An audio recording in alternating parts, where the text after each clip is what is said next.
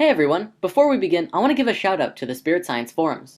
The forums now have over 3,000 individuals who are consciously participating in the discussions about the universe. If you want to ask questions, share information and videos, and meet your spirit family, the Spirit Science forums are a great place to start. Everyone is very caring and loving, nobody is left out, and it's a beautiful place to just hang out.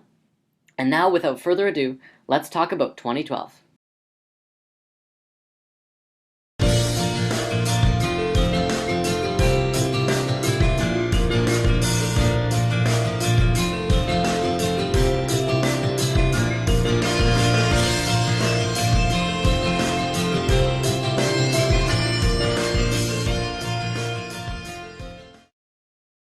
There can be no peace until we find peace within. Wow, 2012. Here we are at long last. Many cultures have been awaiting the time we're in right now for thousands of years. And one of the biggest, most prominent cultures that have brought 2012 to the forefront of our awareness are the Mayans, through their long count calendar. Now, the Mayan calendar is actually the most detailed, specific, and accurate calendar on the planet, but to go into depth on it right now would take a very long time. We will dive into specifics of the calendar later on, but for now let's take a look at the general prophecies that were foretold thousands of years ago, all about the time that we're in right now. According to the Mayans, the solstice on December 21st, 2012, precisely at 11:11 a.m. Universal Time, marks the completion of the 5,125-year Great Cycle of the Mayan long count calendar. 2012 also marks the completion of the 26,000-year precession of the equinoxes cycle, which we discussed in Lesson 5. According to the calendars, it also signifies the end of a 144,000-year cycle, a 78,000-year cycle, and a 26 million-year cycle. The 2012 date marks the completion of this world age cycle, but it does not signify the end. Well, it kind of does. It's the end of what we know, and into a transition of something new. It is a transitional state, but it definitely does not mean this.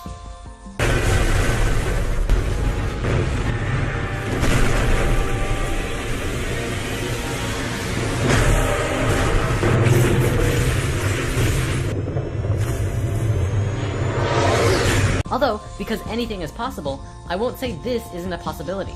Ultimately, we can't know what's going to happen, but we do have control over the potential of what we experience. We'll come back to that. We need to understand that the 2012 prophecies are signaling to us to wake up and realize that these times on Earth are very important. We are living in a landmark time in the history of this planet. We are collectively, as a species, approaching a crossroads that is calling out to us to participate in our fullest capacity. Let me show you a diagram to try and demonstrate just how important this is. First, this is how DNA works. See how you can basically map it out like a story? Here's the beginning, which could be seen as creation, or start of a cycle. And then it moves outwards, expanding and moving into all potentials, until it reaches its peak in the middle. It stretches far out and then begins moving back towards the center, back to its source. But it will be a new space that it now exists in. Then it returns back to a center point, where it ends, or transitions, into a state where it expands out once more, continuing its infinite cycle of expansion and contraction. One could also say that it moves through the chakras, moving from a low frequency to an incredibly high frequency, where it will unite and transition out once more. Now think of the human species like this, and 2012 being that point of unity where everything comes together, right before starting off again and expanding out into something new and different. This is basically what's happening right now on Earth, but there's a catch. We have absolutely no idea how we're going to expand out, because there are so many potentials with what's happening on the planet right now. Let's go over a few of the basic ones. The first potential is that we all wake up and raise the vibrations of the entire species to a level of love, cooperation, and peace among all human beings. If this happens and 2012 comes to a close, then we may experience what many religions, prophecies, and ancient civilizations described as ascension. Everything is frequency, and supposedly the planet and everyone on it could experience a dimensional shift, where we move into a higher frequency where even more is possible than on this dimensional plane. We could then start building garden cities and utopias that work harmonically and in tune with nature and each other. Everyone could live in paradise, living from their heart in beauty and splendor. Although it may take a while to get there, by making the appropriate changes right now and setting those intentions, it becomes possible to create those realities sooner than later. A second potential could involve less of us waking up, and much of the world becoming even more intense than the book 1984. Now, there's already way too many beings of light all around the world who are now awake and moving forward on the path of healing themselves and the world around them, and if you're watching this, odds are you are too. So it's silly to think that the Earth could end up like Mars from self-destruction. Though we must be aware that there is still a control system in place, and we have to work with these frequencies in order to heal the planet. I don't think we have anything to worry about, though. Perhaps a third potential involves a combination of both.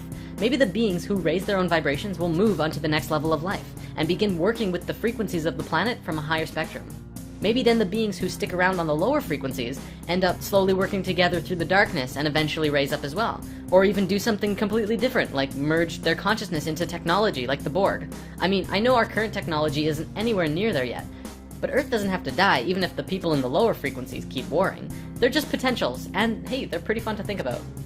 On the topic of pole shift and ascension and all that, that's another thing I want to say, that although many religions and cultures speak about this, including the Christian Bible, this is still something of an unknown. A dimensional shift would be absolutely amazing, but we do not have to change dimensions to change the world.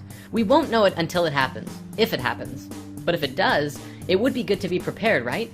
We'll come back to this in a bit. Now, regardless of all of the potentials we can come up with, let's bring it back to this diagram. Think about how this applies in your life. Every day you live could be seen as one mini spiral. However, 7 small spirals make one larger one across the 7 small ones. This is a week. Then several weeks create a month. Several months create a year. You can map that over your life and see from birth to death, which is just like the Mayan calendar, not the end, but a transition into new level of life. We discussed death in Lesson 9, Astral Projection. Consider 2012 like this diagram, where there are not just several smaller cycles ending, but some very large ones, all at the same time in different windows. Some of them are 4-year windows, some of them are 100-year windows, but all of them essentially are wrapped around this center point. This is where we are right now, not yet at the end of the cycle, but getting very close. This is such an exciting time for us. As mentioned earlier, we cannot know what is going to happen, and I'm not going to tell you it's going to be this or that, because I don't know either. We will change the outcome depending on our being. What's going to happen? You decide. In Lesson 1, we discussed how you create your own reality. Many people argued that it didn't make sense when others influence your life from out of the blue. What we didn't discuss, but probably should have, is that we are a collective. We are one species. You create your own reality, but we are all co-creating our realities together on a much broader scale. Think of an ant colony. Each individual ant decides where they want to go, what food they want to collect, and how they want to do it. But collectively, they are all working together to gather food for everyone, and do what is necessary for the group, whether it be digging tunnels or gathering leaves. Humans are like that.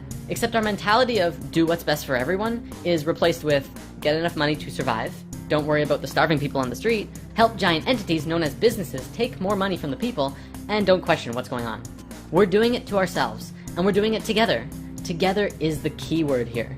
Together we can break through barriers. Together we can absolutely change the world, but we can only do it together, not individually. Individually, we can change our own individual world, which is where we need to start.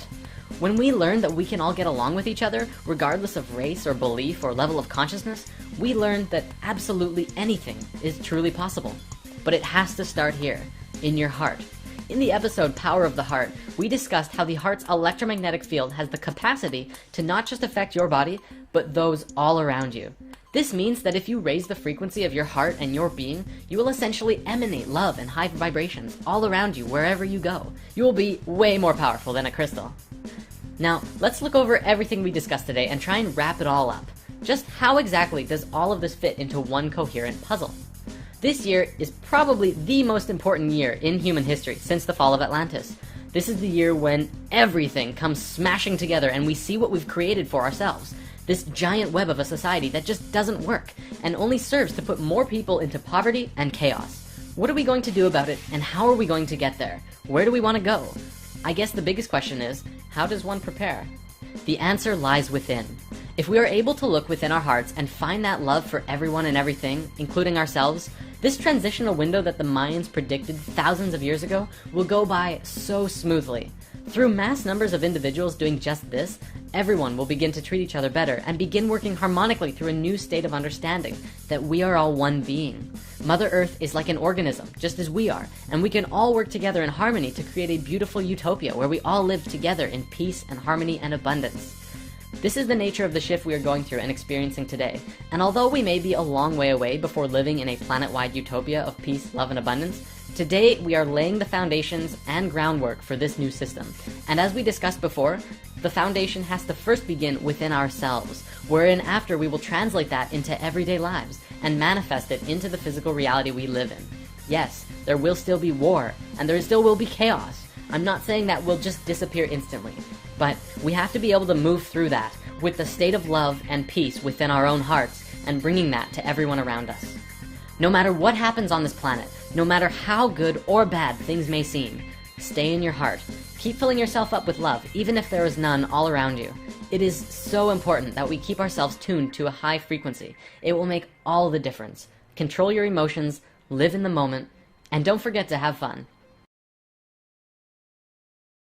There's a lot more we can go into, and we do look forward to breaking into more discussion on the forums, where there is a Shift of Ages discussion thread as well. Also, in Lesson 15, we talked about the heart and breath work. Well, I want to give a shout out to our friend Guru Yotam, who has provided a beautiful video teaching all about breath. Go and check it out and send him some love. If you like the video, he may just make some more. Namaste, everyone.